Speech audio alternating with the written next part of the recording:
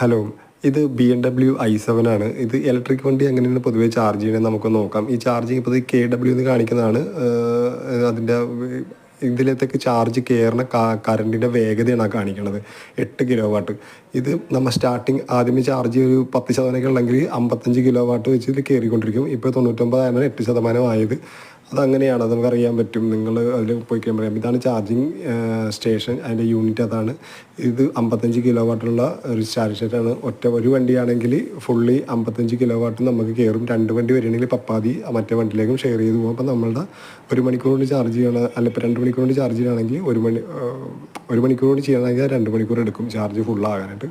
ഈ രീതിയിലാണ് അത് യൂസ് ചെയ്യേണ്ടത്. ഒരു ആപ്ലിക്കേഷനൊക്കെ ഉണ്ട് ഈ യൂണിറ്റിന്. ആ ആപ്ലിക്കേഷൻ ഇൻസ്റ്റാൾ ചെയ്തിട്ട് നമ്മൾ അതിനകത്ത് പൈസ ആഡ് ഓൺ ചെയ്തിട്ട് അതിൽ വെച്ച് വേണം ഇത് റീചാർജ് ചെയ്യാൻ. ഇത് DC ചാർജിങ്ങും മുകളിലേക്കാണ് AC ചാർജിങ്ങും ആണ്. ഓക്കെ, അടിപൊളി.